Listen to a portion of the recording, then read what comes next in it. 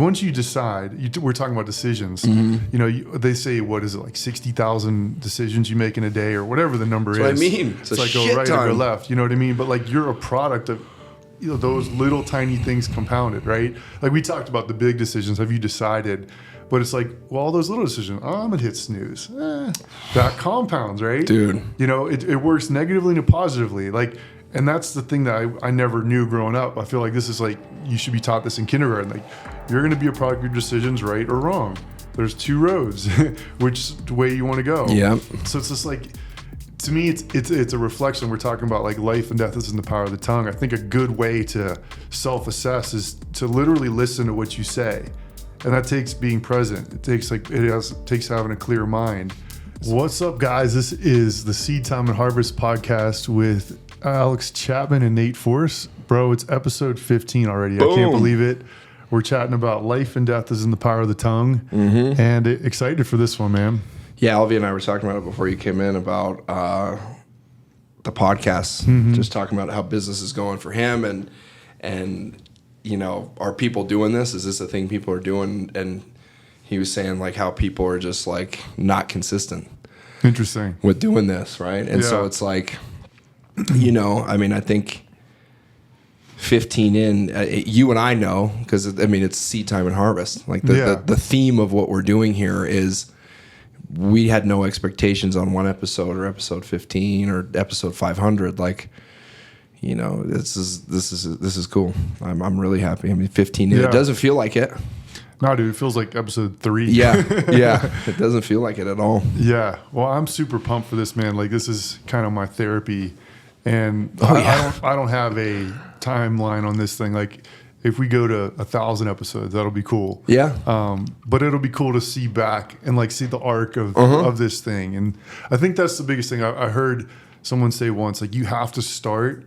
Because the people who see you on episode 300, they can't relate to that person. But when they're able to go back and see where you started from, the things we messed up on, and the little things and how it started at nothing. And I don't know where this is going, but you know, I'm along for the ride, and that gives people hope. You know, so I think like we chatted last week. You know, I've had a great year and all this stuff, and especially a lot of the new people on our team. Yeah, they just see the version today. They don't see the 10-year, 11-year journey of when I started, even just figuring out that like the mind is powerful, you know, and your thoughts become things, and how that's literally what shaped me to where I am today. So I'm reaping the seed time and harvest of what was planted 11 years ago. And so I've always heard the phrase, like, you don't have to be good to get started, but you have to get started to get good. Yeah. I try to live by that. That's true. It's very true, because someone came in our office the other day. You and I were sitting in there, and they were asking us like, should I send this message or something? Yeah. What was it? Do you remember what it was? An email. It was an email. I think it was Anish. Yeah. Anish. Shout out Anish. Yeah. And great kid. He's gonna do great things. You know, in life but it was him, and there's a million situations like that where they go, you know, should I send this, or should I make this post, or should I do it? And it's like that balance of perfection and just like completion. Yeah. Just complete it. Just do it. Just put it out. Like, no different than what we're doing right now with this process. Totally. Like, this by no means is this like we come in. I mean, we always have a good idea and we're pretty good at flowing, but I think this will evolve. Totally. Into it. I've had handfuls of people like, dude, put me on to put the, you know, number 3 in here.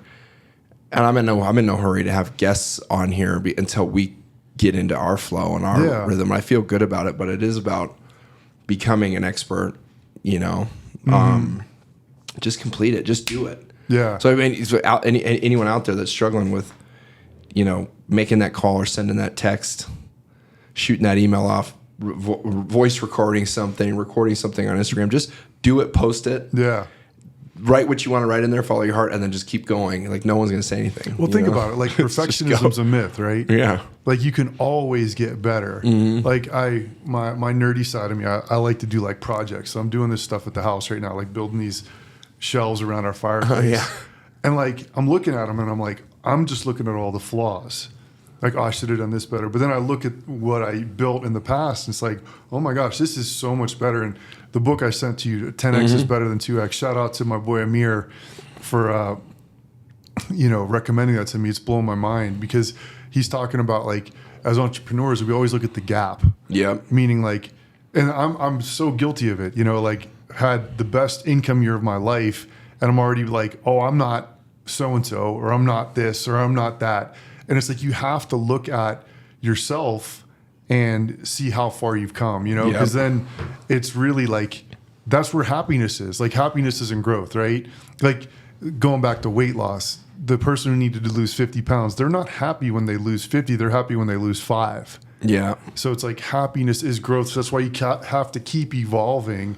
Those keep little growing. baby steps. And so it's like the focusing on the gap of what you don't have is like literally what like causes people to commit suicide and stuff like that. And like, not to trigger anyone with that word, but like, it's like, if you're constantly focusing on what you don't have, you're never happy. And I'm like, oh my gosh, I'm so guilty of this. It's like, I was kind of in like a funky place driving in here, because it's like, I'm so much further ahead than I was even a year ago, but yet I'm unhappy.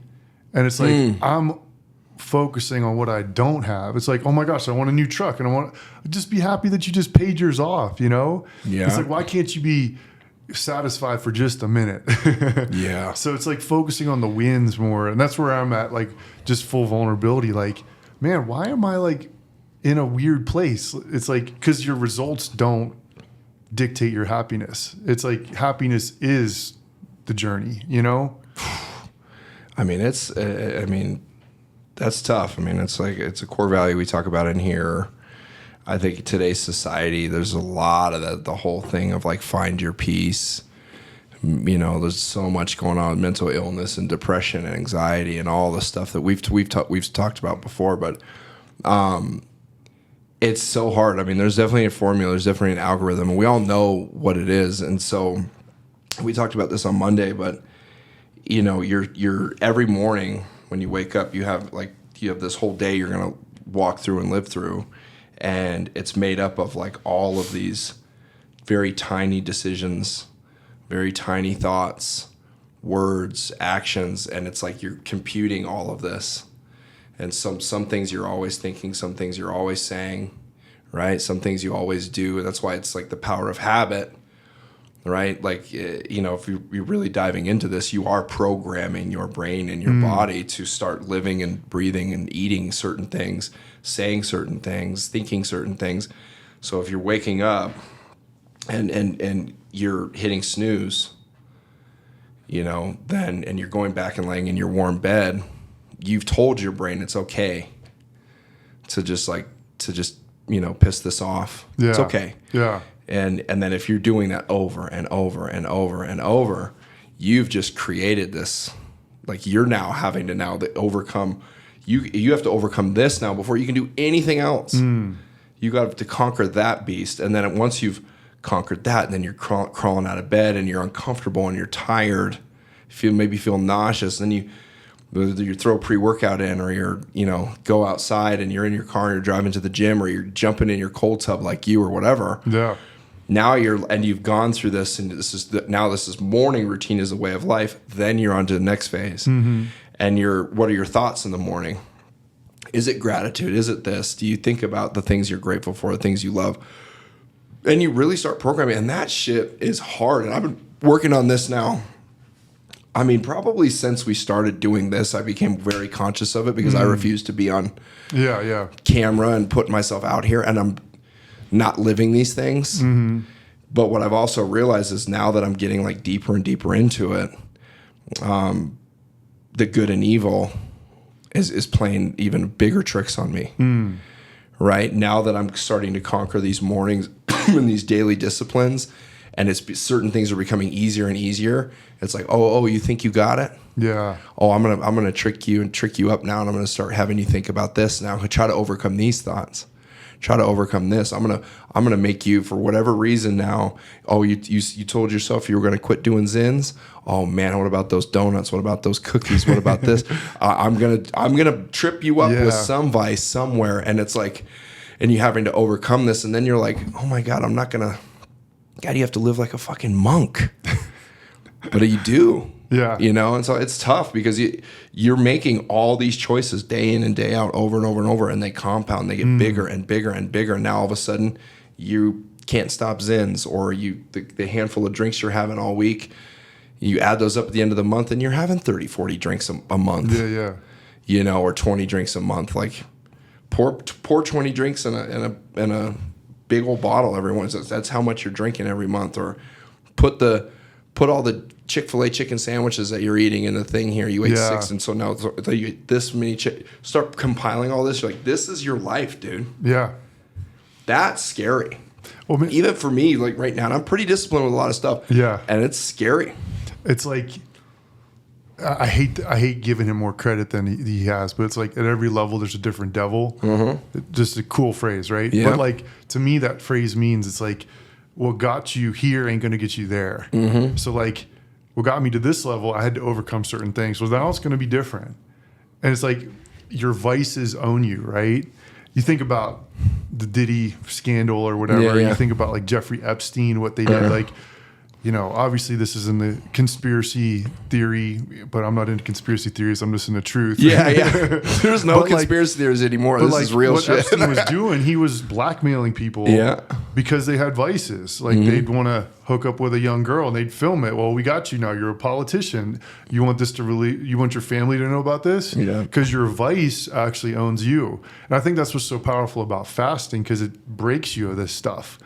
And so it's like, no, you're not going to own me. That to me, like that's where I ice bath every day. Like I'm going to do something that sucks. I know this sucks. Like there's no way around it, but I'm just not going to negotiate with myself. I'm going to just jump in this thing, because if I can do this, well, then I can overcome this. I was thinking about you this morning when I was in the cold tub. Yeah. I was like, Nate's is colder than this, because it was like 44. Yeah. And I was sitting in there and I'm like, Nate's is for sure colder than this. But it's funny. It wasn't as cold as I wanted it to be. It's not that hard. Like once you decide, we're talking about decisions. You know, they say, what is it, like 60,000 decisions you make in a day or whatever the number is. That's what I mean. It's like go right or go left. You know what I mean? But like you're a product of, you know, those little tiny things compounded, right? Like we talked about the big decisions. Have you decided? But it's like, well, all those little decisions, I'm going to hit snooze. That compounds, right? Dude. You know, it works negatively and positively. Like, and that's the thing that I never knew growing up. I feel like this is like, you should be taught this in kindergarten. Like, you're going to be a product of your decisions, right or wrong. There's 2 roads, which way you want to go. Yeah. So it's just like, to me, it's a reflection. We're talking about like life and death is in the power of the tongue. I think a good way to self-assess is to literally listen to what you say. And that takes being present. It takes takes having a clear mind.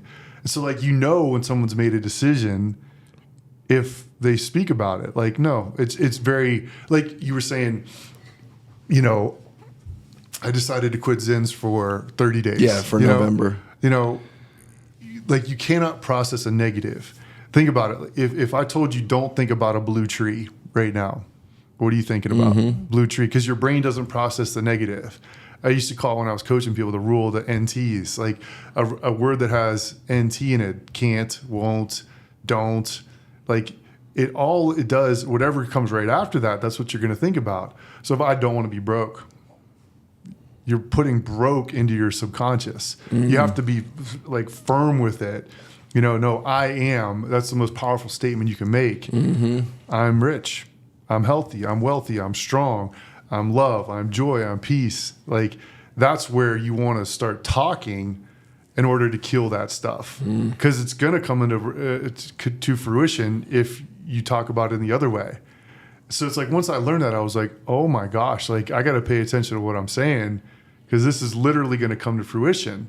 And then you got to go to a deeper level. Like if your thoughts are your spiritual talk, what are your thoughts saying? So it's like it says, take every thought captive. Like you've got to like harness this and like master this sucker, because it's the bridge between like the good and evil, the devil on your shoulder or the angel on your shoulder, right? God.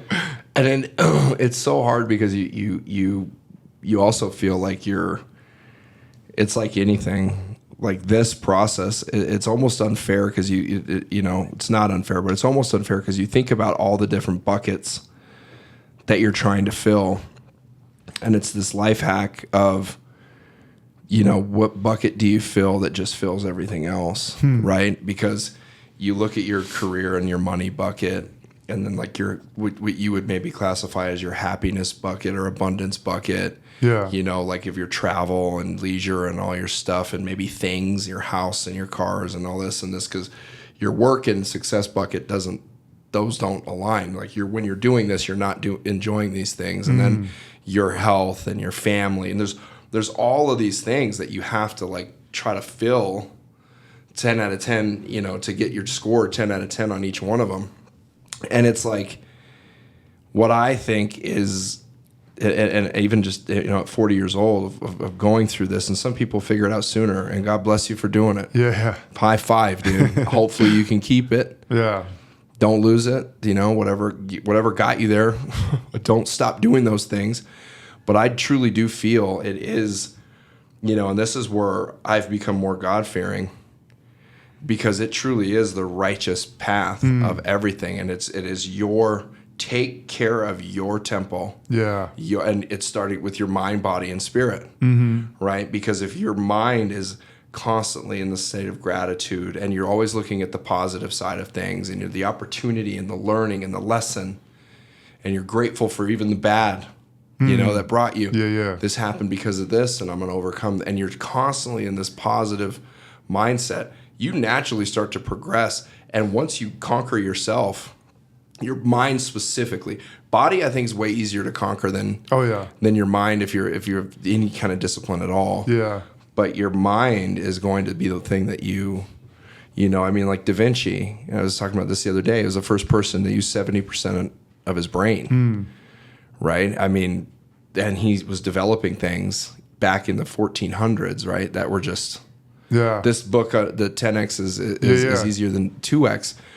Talking about like Michelangelo and the painters and what they were doing and these masterpieces that they were creating, and how mindset was the thing changing their dynamic and creating these legacies. And it's so hard, and it's almost depressing because you think about how hard it is and where do I even start? Because everything you listed, and people hear every podcast and they watch all their Instagram and they're like, where the fuck? Dude, I'm not rich. I'm not ripped. Yep. And this is all overnight. First episode of a podcast. Oh, man, we're never going to do this. I'm going to partner up with you, man. We're going to build this business together. It'll be real estate or this business or that. And it's like you look up and the real journey is lifelong. Yeah.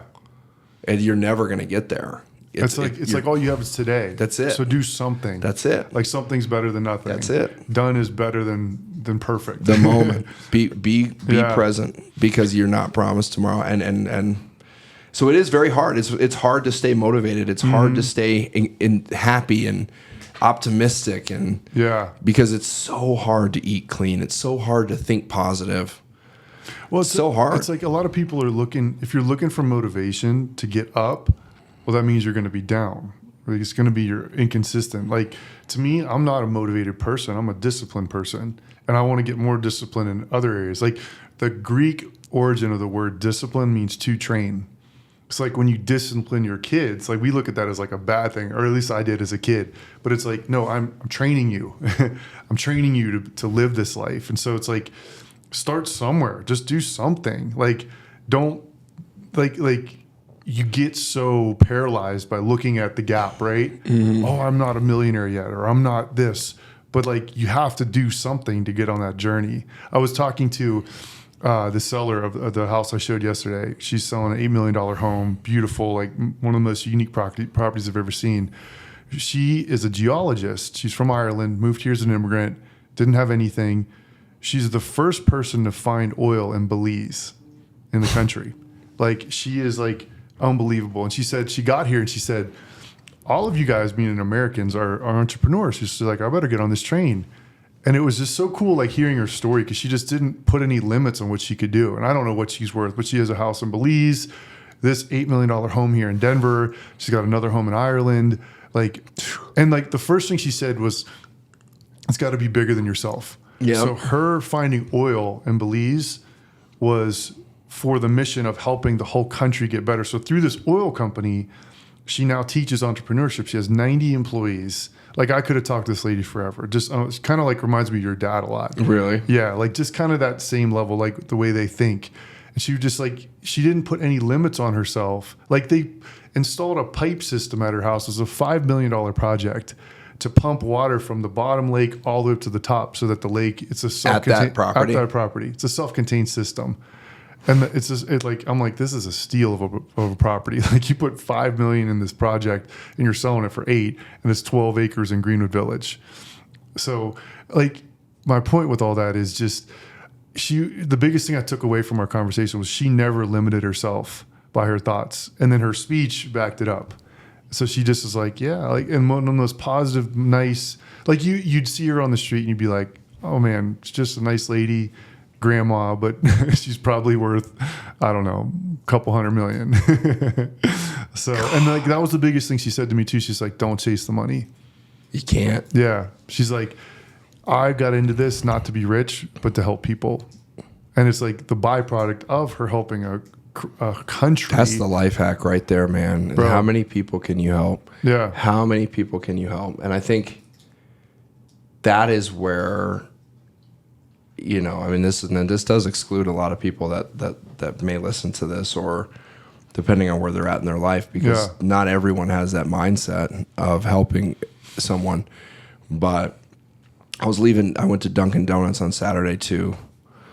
There's little moments. You can help people all the time. It's not just like this is crazy businesses and all this money. Mm-hmm. Ton of holding doors open, saying thank you, saying please, complimenting someone, smiling at someone.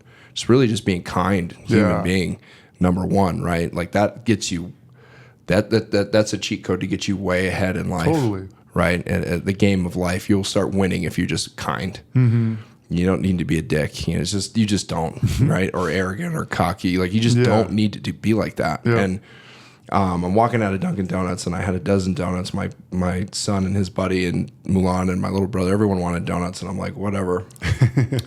I'm walking out, and this homeless dude walks up, and he's like, hey, bro, do you have any extra food you can spare? Mm. And I said, man, you know I have some extra food I can spare. I'm walking out with a box of donuts.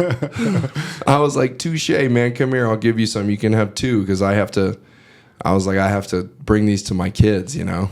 And he like comes up and he like goes to reach in, and I was like, hey, man, I'll grab them. I'll grab them. You good? I was like, I'll grab them. I got you. Which ones do you want? And he was like, oh, man. And I was like, you know what? You got any buddies over here? Anything else? I was like, look, just take the box. I was like, take the box. He's like, really? He was like, oh, man. I was like, actually, look, hold on. And I'm like, I went back in. I'm like, there's not any nutrition in here. Yeah. Like, this is not nutritious food, okay? Like, this isn't going to do anything for you. I said, actually, I'll make you a deal. You grab 2 donuts for your dessert. I'm going to go in here and grab a bunch of egg sandwiches. Mm-hmm. Eat some eggs and some sausage.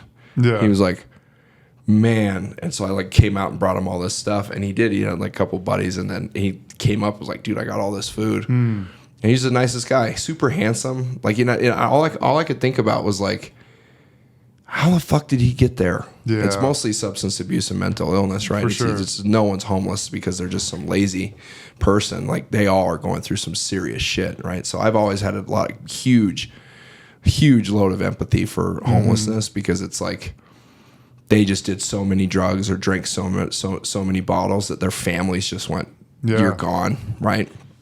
You know, I had a family member that was homeless. One of my best friends, you know, father was homeless for years. And so I'd seen homelessness firsthand from my own blood. So I've always been like, but I don't like to give them money anymore. Same. You know, I like to be like, look, do you need some gloves, or do you need this, or things that they're going to really need to survive versus the money they're going to go and just continue to kill themselves with, you know? Yeah.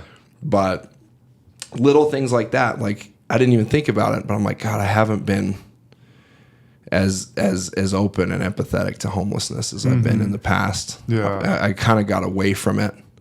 Of like, man, and Denver's changed so much. The transient community in Denver is just massive. Yeah. you know, the Denver homelessness is changed now. They're a little more aggressive, and the Denver homelessness used to be almost like kind of like a hippie thing. Yeah. They were kind. You're making me remember this story when I lived in Chicago. I was driving, and this guy was at the street. I used to see him on the same corner every day. And I like pulled around, come back. I'm like, hey, dude, because I don't like to just give him money either. I was like, let me go over here. I want to hear your story, and I'd love to like buy you a sandwich. There was just like a little gas station there. And he's like, no, I'm good. I'm like, what do you mean you're good? Like, aren't you out here getting food or like whatever? He's like, yeah, I'm good. I was like, hey, let me give you $20, and I just want to chat with you. I want to know what's going on. He's like, nah, I'm good. And I was like, let me give you 40. I think I had 60. I never carry cash. I was like, I had $60 in my pocket. I was like, let me give you 60 and I'll buy you lunch. And the guy behind me is like, man, you better take that deal. And I was like, you don't want to take this? He was like, nah, I'll pass. And I was like, so wait, you're going to sit here on this corner. I'm giving you $60 and a meal just for the chance that someone drops you 100. He's like, yeah. And I was like, wow, this homelessness, and I'm not knocking homelessness, but like it was a lesson of like his mindset was homelessness. It wasn't his like couldn't get out of it. Broke.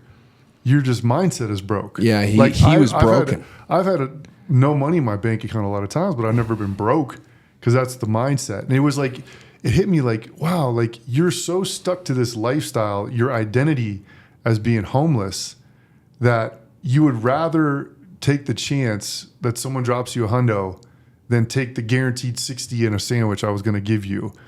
And it was just like, wow, like this is totally like a mindset that you get stuck in, you know? So it's like your identity becomes this.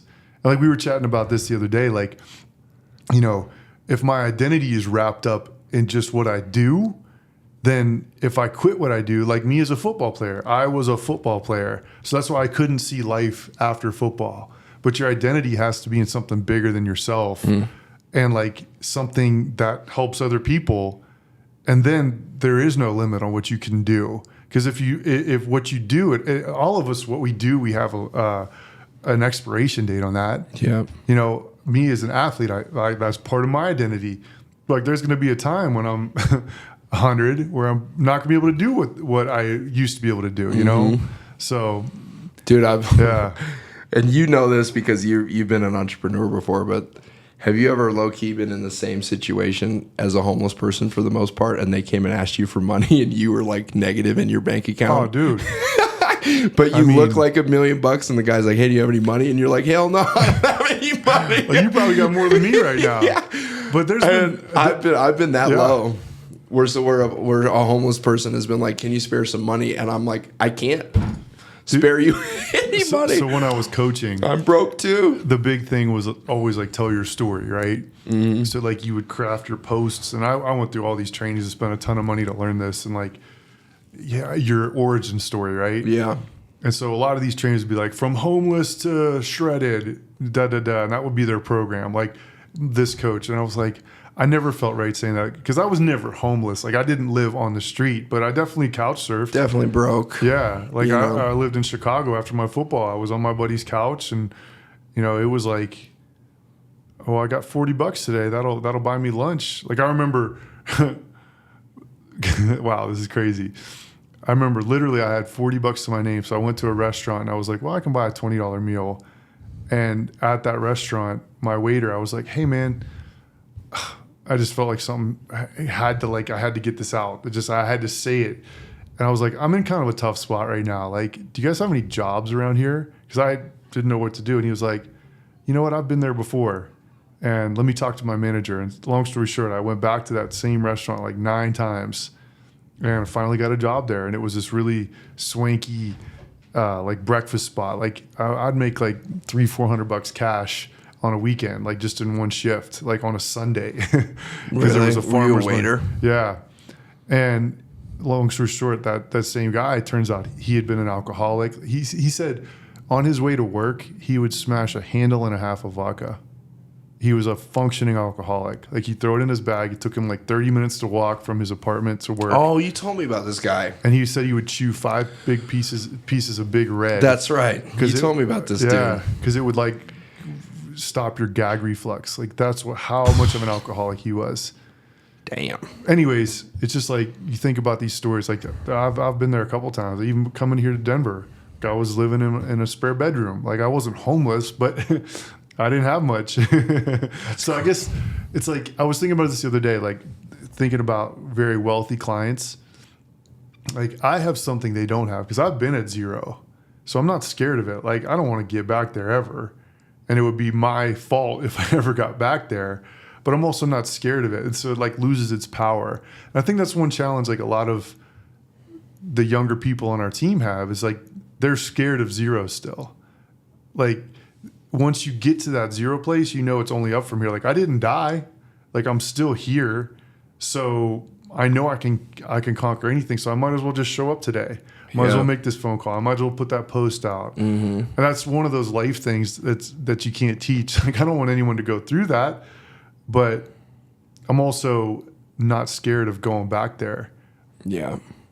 Like, if that makes sense. That does, yeah. Well, I mean, it's like, once you've been there, you're not afraid of it. Yeah. You don't want to go back there. For sure. You're not going to encourage it to go back. You're not gonna recommend anyone go back there. Yeah. But I'm saying this, it's the difference between you and I and a handful of other people in here with what we're building is it is all mindset, right? And I've tried very hard to kind of dilute my expectations when dealing with the younger generation and the people that we're mentoring and helping, et cetera, because they just don't have like that like undeniable, like how do I say this? Like that like just ferocious fight. Yeah, just that fight, that bite that they don't want to sink their teeth in. They're not going to go into deep waters. You know, I mean, like boxing with Pete and Jacob this morning. Like those two will go into deep waters because they've been in deep waters. Like boxing, you learn a lot about someone when they tap out, when they quit, when you know you can keep punching, but for some reason you stopped punching. Like you just tell I'm tired or I'm going to be this or I'm going to. You're like, no, man, the round timer hasn't gone off yet. You just got beat up. You know, you lost. That was one thing that was instilled in us in college. So we used to do our spring workouts, and it was called Tour of Duty. So it would start at 5 a.m. And there was a manager on each station. I think it was 8 stations. And they would have a check mark. So anytime you hit a cone or you stepped on a line when you weren't supposed to step on a line or you jumped off sides, did anything that wasn't to the book, if you didn't run all the way through the line, you get a check. And a check was a gasser at the end. So down, back. And you had to do them. I think we had to do them in under like 12 seconds. So it was like, you're moving. 15. 12 is like crazy. Point being though, the first time we did it, there was guys that came out of there with like 65 checks. They were there literally till noon running after we were done with our workout. And one thing that taught me was like, you always finish through. Like, so it's a pet peeve of mine when you see someone like run a sprint and they stop like 2 yards before. And it was like kind of a metaphor for life of like, no, like what you start, you complete. And that's, I think, one thing I like, God gave me height. He gave me, you know, some other things, but I think I've worked for everything that I've gotten.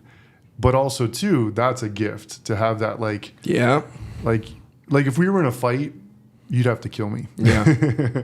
Like there is no quit. Like it doesn't compute in my brain. And so like when I start something, I'm very obsessive with it. Like I'm building these shelves at the house. Like I can't think about anything else. It's like taking up like 4 weeks of my life.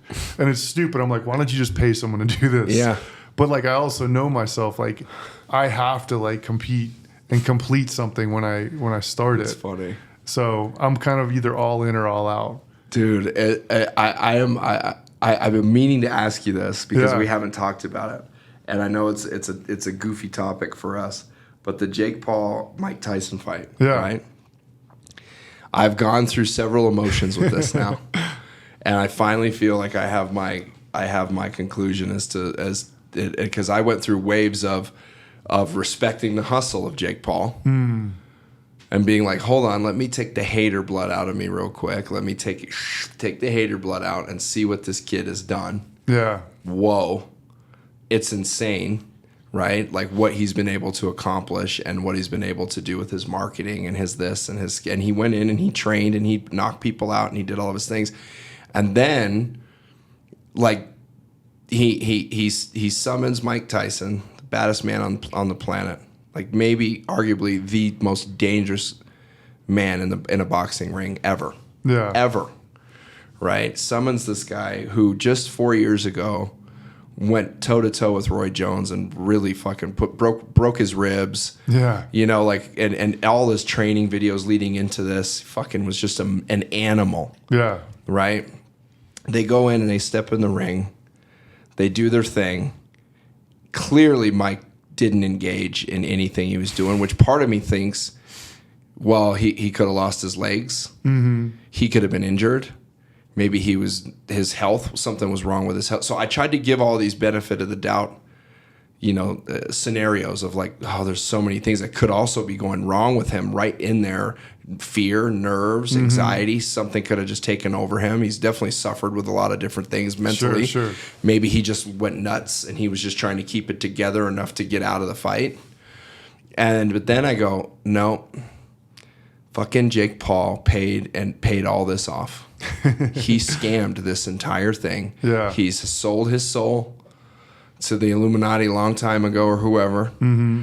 And he has been paying fighters because the types of fighters he's picking all needed him. Mm-hmm. Even Mike. Needed a payday.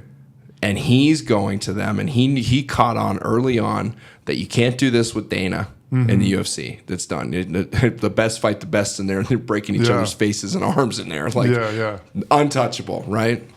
Boxing's been corrupt since the beginning of time. The mafia and gambling has been running boxing since the beginning of time, right? And only like a really gorgeous era in the 70s, 80s, 60s, 70s, 80s, it was like boxing, you're fighting the best and everything. And then all of a sudden it got commercialized and big and everyone. I'm sure people were throwing fights and gambling back then too, but like he would go to all these fighters who have never made paydays like this, and he would say, okay, I'm going to give you $5 million. Who like a Nate Diaz or a Tyron Woodley and these people. I mean, like look at where Nate Diaz in from Stockton and Tyron Woodley from Compton, and these guys that have come up. They're very strategic picks from him, saying like, who needs this the most? That will come in. That will play the game. That will play the game, because there's some fighters like you can't. Floyd Mayweather ain't taking no dive. Yeah, he's a billionaire. I'm not taking a dive for you messing up my legacy. Yeah, that's why he didn't take a dive with his brother. Totally. He's like, no, not letting you beat me. Yeah, sorry, you know. And so that's why he hasn't fought any real fighters, Canelo or any of these people, because they're like, nah, dude, I can't lose to you because I'm a real boxer and I can't lose to you. Yeah. You know, and so he would go to these fighters. This is my theory. He would go to these fighters, get their contracts signed, give them their millions, and then days before the fight, he would go and sit with them and say, I'll double or even triple your purse and do X, Y, and Z. Yeah. Just take the L, retire, let me go run and keep doing what I'm doing. But you were going to make 4, you're going to make 12. Yeah. Give you 12 mil. What does a Nate Diaz or a Tyron Woodley do in that scenario? And in Mike's case was 20 to maybe 40 to 60. I mean, to 20 million, he was just getting guaranteed. Yeah. You go to him and go, look, with the endorsements I'm making and this, and this, I'll take the gate. You take this, man, I'll give you an extra 10, 15 million. I mean, like what, why wouldn't there's certain people, depending on where they're at in life. For sure. Like that go, and that's why Mike was saying this stuff a few days before the fight of like, man, fuck legacy. It's just a word, this, and this, because he had already agreed. He took it, right? And so, but now I really dislike Jake because he's scamming everyone. Yeah, he didn't beat. I don't believe he beat anyone. No, I don't believe he's beat one person. I mean, maybe Nate Diaz. I saw like a montage of like Jake's training videos with Mike leading up into the fight, and the training Mike Tyson did not show up. No. And like I saw this clip of how like they grappled at one point, and they said people around the ring heard him say like, "Hey, you want to get paid? You better chill." And like after that, Mike it was like round 2, because he won round 1 and 2. Yeah, he did. And so, man, I'm at a place now. I believe everything we see is a lie. everything that's out in the open. And I didn't want to believe that for a long time. It took me a long Anything time. Televised or most things except for look at the Romans. It was one of the emperors. He said, "Give the people of bread, and they'll never revolt." And it basically was like, keep the people distracted, and they'll never do that. Yeah. Gladiator. And you think like everything has a cost, right? Like you're watching porn all the time. It costs you your energy. It costs you your dignity. All this other stuff. It costs you how you view your partner and women and all that other stuff. So everything has a cost. So it's like sports. What's it cost? It costs you your attention. Like I look at people who are like obsessed with certain teams. I'm like, I've never been a fan. I've been a fan of certain players, but I've never been like I'm from Pittsburgh. I don't like live and die by the Steelers. Like it was a good game last night. It was a good game. That was crazy, that snowstorm. But it was like, man, that owns you. So you're so distracted by your vice of I got to watch football every weekend. You're never pursuing your dream and what you're meant to. So I think that's where the intention is. Even this fight, like, we're entertained by it, but like, you look at the other stuff that was passed while the fight was going on. That's what you have to look at too. And why it was rescheduled from November or was supposed to happen in July. Why did it happen now? And so I think anything that is in the mainstream is tarnished. God, man. So that's just me personally. Well, yeah. Based on the evidence I've seen. Well, and just watching the election that just went down. Yeah. That's the first time. I mean, I've always known that the left, the right, they're all the same people. They all eat at the same tables. They all went to the same colleges. They all have the same cousins and brothers and sisters. They're all related in some way, shape, or form. Like you look at the Bush and John Kerry, they were in the same fraternity at Yale. It's all big, and they were in like a secret society together. Yeah, you know, and so it's like you really look at this and you go, like, this is all one. It is all one party, but they needed the left and the right for us. It's to divide the masses. It's for us. It's not for them. They're all having, you know, they have their disagreements. Like what they really fear is all of us coming together and actually using our full potential. That's right. If we were not, that's right. You know, a slave to the screen.